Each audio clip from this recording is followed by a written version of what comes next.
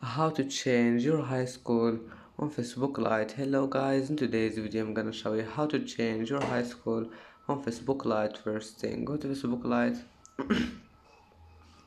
and now click these three lines in the top corner and go down until you find settings, and here profile information, and now just click on your high school and delete it, and then just add another one here. Click add high school and select any high school here, any high school you want, and that's it.